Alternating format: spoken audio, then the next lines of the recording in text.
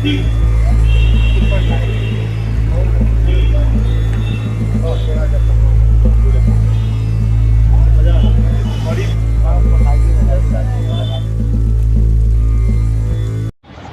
आप इस town hall के गांधी प्रतिमा के नीचे आना हुआ। मैं डॉक्टर संपूर्णानंद मल, महंगाई मिजोरम और उत्तराखंड, मिजोरम और उत्तराखंड में एथनिसिटी और रेशल प्रॉब्लम है। और महंगाई को मैं क्राइम कहता हूँ। महंगाई एक अपराध है। महंगाई एक अपराध है जिसको सरकार ने जन्म दिया है, जिसको इस सरकार ने पैदा किया इस महंगाई को।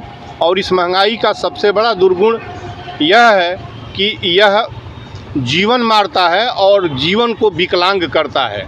120 करोड़ लोग जो किसान, मजदूर, छोटे व्यवसायी, छोटा काम करके, छोटे मानदेय किस्म की नौकरियां करके अपना परिवार जिलाते हैं, उनका पूरा जीवन छीन लेता है महंगाई। और महंगाई को सरकार ने जन्म दिया है। और महंगाई के 4 पिलर हैं। एक तो जीएसटी है, दूसरा टोल टैक्स है, तीसरा डीजल, पेट्रोल और सीएनजी के रेट में वृद्धि है, और चौथा है हिंदुस्तान को शराब की मदिरा में बदलकर हिंदुस्तान को लूट लेना। लेकिन देखा जाए तो शराब तो सरकार का बहुत बड़ा राजस्व का स्रोत है, उसी से विकास कार्यों को करता है। तो कैसे आप बोल रहे हैं कि यह एक सरकार के द्वारा प्रायोजित है? सरकार का बहुत बड़ा फंड होगा तो हमारे प्राण की कीमत पर सरकार का फंड क्रिएट होगा। एक बात, हमारा जीवन लेके प्राण के अपना फंड क्रिएट करिएगा। और शराब क्या है? शराब मैं नहीं, जब से शराब है हिंदुस्तान में शराब नहीं चल सकता। और यह गांधी का देश है, यह विवेकानंद का देश है, बुद्ध, कबीर, महावीर और नानक, रहीम, रहमान का देश है। इसमें आप शराब बेच के हिंदुस्तान को मजबूत बनाइएगा। और रेवेन्यू आप कह रहे हैं कि और इससे विकास हो रहा है, शराब बेच के विकास करिएगा हिंदुस्तान को। और गली गली में आप मदिरा की मॉडल्स आप खोले हैं, चाय और दूध की दुकान पीछे हो गई है, शराब की दुकान सड़कों के किनारे खोले हुए हैं। बलात्कार रुकेगा? आप एक तरफ नारी शिक्षा और उसके नारी बचाओ, नारी पढ़ाओ, नारी बचाओ कह रहे हैं, दूसरी तरफ शराब की दुकानें खोले हुए हैं। शराब बेचिएगा तो नारी बलात्कार और हिंसा रुकेगा? आप क्या कहना चाहते हैं? मणिपुर के जो इस समय हिंसात्मक माहौल फैला हुआ है, इस पर आपको क्या कहना है? कब तक थमेगी ये माहौल, क्या लग रहा है आपको? कुछ नहीं, वहाँ देखिए मणिपुर एक ऐसा इशू बना हुआ है। मणिपुर की समस्या को आरएसएस और वर्तमान रूलिंग सरकार ने पैदा किया है। इनके प्रवेश के बाद मणिपुर में आग और हिंसा चालू हो गई है। वहाँ एथनिसिटी की प्रॉब्लम क्रिएट हुई है। इन्होंने जाके मणिपुर को डिस्टर्ब किया है। वहाँ की मूल समस्या कुकी और मेइदी जो वहाँ की एबोरिजिनल कास्ट है और कुकी जो ट्राइबल्स है, इनके बीच हैं। वो आज से नहीं रह रही हैं, पहले से ही रह रही हैं। और उनके बीच इन्होंने एक बड़े वर्ग को इन्होंने प्रश्रय दिया, मेदियों को प्रश्रय दिया। उनकी आबादी ज़्यादा है, उनको रिजर्वेशन, क्या रिजर्वेशन दे रहे हैं? आपकी ट्राइबल्स ऑलरेडी रिजर्व हैं। और ऐसा शांत प्रांत था, ऐसे खुशहाल लोग थे, आपने जाके वहाँ भी अपनी सांप्रदायिकता पहुँचा दिया, वहाँ भी आपने एथनिक प्रॉब्लम क्रिएट करा दिया। आपके विजिटर्स जितने हुए, आप राम नाईक को लीजिए, आप मोदी जी को लीजिए, आप अमित शाह जी अभी वहाँ से आए हैं। मणिपुर जल रहा है। मैं कह रहा हूँ मणिपुर की प्रॉब्लम इस तरीके से जाएगी। मैंने एक खत लिखा प्रेसिडेंट ऑफ इंडिया को कि आप मणिपुर का विजिट कर लीजिए, मणिपुर की समस्या, हिंसा और आगजनी मणिपुर में बंद हो जाएगी। प्रेसिडेंट क्यों नहीं जा रही हैं? मणिपुर में इस तरीके से लोग मारे जा रहे हैं, आखिर क्या प्रॉब्लम? उनके पैर में कौन सी बेड़ी पड़ी हुई है? आखिर वो किस बात की गणमुखिया हैं कि मणिपुर नहीं जा सकती हैं? एक आवाज़ नहीं बोल रही हैं। मणिपुर में मानवता जल रही है। उसके ऊपर मणिपुर में जो भी वर्ग हैं, जो भी एथनिक ग्रुप्स हैं, जो मेइदी हैं और कुकीज हैं, इसके बाद जो भी रेस हैं, उनका एक काउंसिल बना दिया जाए, उनके आबादी के अनुसार बनाई दिया जाए। और जितने डिकू वहाँ गए हैं, जिनको मैं डाकू कहता हूँ, जो ये बाहरी लोग हैं, इनको वहाँ से लखेदा जाए। और जब उसमें सौहार्द हो जाए, प्रेसिडेंट खुद मणिपुर को की मॉनिटरिंग करें, गवर्नर को हटाया जाए वहाँ से। मणिपुर जल रहा है, गवर्नर बैठा हुआ है। मणिपुर जल रहा है, वहाँ मुख्यमंत्री बैठा हुआ है। मैंने इस पर लिखा, मैंने मणिपुर पर भी खत लिख दिया है।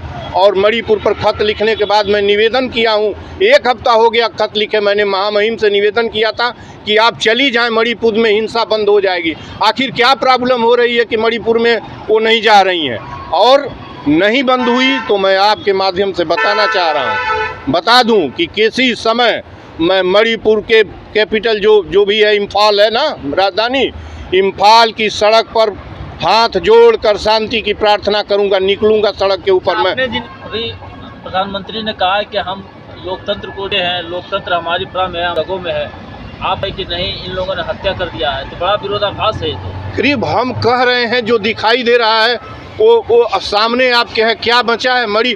आप अभी तत्काल में 2 प्रांत यहाँ जल रहा है, वहाँ कहीं कुछ दिखाई दे रहा है? कैसी डेमोक्रेसी की बात कर रहे हैं भाई? कहाँ डेमोक्रेसी है?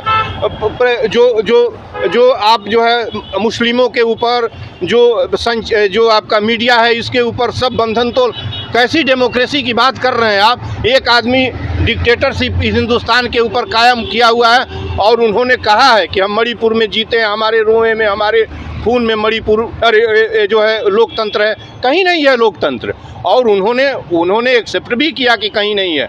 और उनको अमेरिका में कहना चाहिए कि हम आरएसएस के नुमाइंदा हैं, हम हिंदू राष्ट्रवाद बनाएंगे, हम हिंदुस्तान को हिंदू राष्ट्र बनाएंगे, इनको बोलना चाहिए। आप गांधी का नाम लेने की उनको ज़रूरत नहीं थी, गांधी का नाम लिए, डेमोक्रेसी का नाम लिया। आप तो डेमोक्रेसी में यकीन नहीं करते हैं, तो डेमोक्रेसी का नाम क्यों लेना चाहते हैं? आपने गांधी का नाम लिया, आपने डेमोक्रेसी का नाम लिया, आप क्या आप कॉन्स्टिट्यूशन का नाम लिया। किस कॉन्स्टिट्यूशन में आपका भरोसा है? कहीं किसी कॉन्स्टिट्यूशन में है?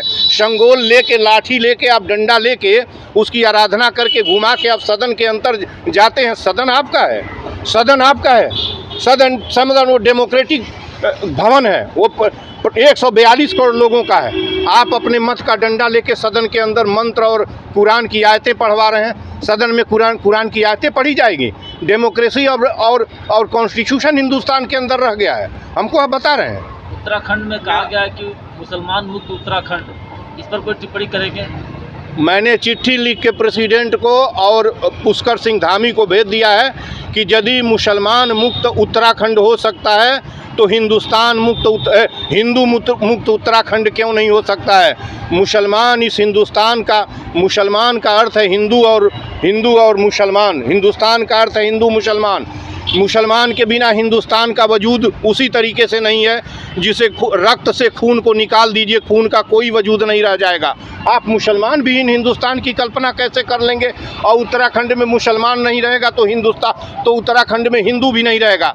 1857 की जंग जब लड़ी जा रही थी फिरंगियों के खिलाफ, तो कहाँ सोए हुए थे? बरेली का वक्त खां जो पहाड़ से लेके और दिल्ली तक मार कर रहा था, उसकी तलवारों की टंकार के सामने अंग्रेज थर थर कांपते थे। वो जंग लड़ रहा था, बहादुर शाह जफर दिल्ली में जंग लग रहा था। नाना साहब के ब्रह्मवर्त के अंदर उनका अजीमुल्ला खां सिपा सालार जो लंदन से लेके यहाँ तक जंग ठाने हुआ था। मौलवी अहमदुल्ला फैजाबाद में वो बहादुर था जिसको एक हिंदू राजा ने मौत के घाट उतरवा दिया धोखे से। उसकी तलवार के सामने थर थर कांपते थे। बेगम लखनऊ में लड़ रही थी, लियाकत अली इलाहाबाद में लड़ रहा था। तुम्हारे बाप का हिंदुस्तान है? कौन कहता है मुसलमान कहाँ से चला जाएगा? और ज़्यादा यत्न न करें, अब ये रोक लें अपने इस खुराफात को। और इस खुराफात की जड़ मैं साफ साफ मीडिया को बताना चाहता हूँ। मुझे बहुत तकलीफ़ के साथ कहना पड़ रहा है कि इस हिंदुस्तान में इस सब की फसाद सत्ता पर कब्जा करने वाले इन नेताओं का है। और उसके मुखिया इस समय नरेंद्र मोदी हैं, सभी हैं, लेकिन नरेंद्र मोदी हैं। सदन के जितने 545 सांसद, 243 जो असेंबली काउंसिल राज्यसभा के सांसद हैं, इसमें से एक आध को अंगुली पर छोड़ के सभी जो है चोर,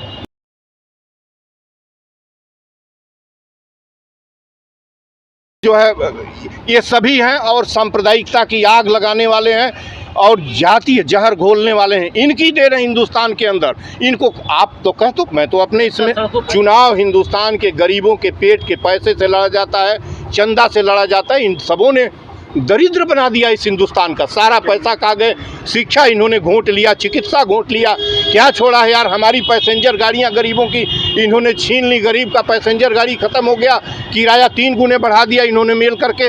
ये सब क्या, ये कुछ न कोई यहाँ डेमोक्रेसी है, न यहाँ कॉन्स्टिट्यूशन है, न यहाँ कुछ भी नहीं है। अच्छा, अभी जो टोल टैक्स है केवल आम जनता पे ही रहेगा या फिर सरकार के नेताओं के ऊपर भी? इनका टोल टैक्स मैंने 100 लेटर लिख दिया है।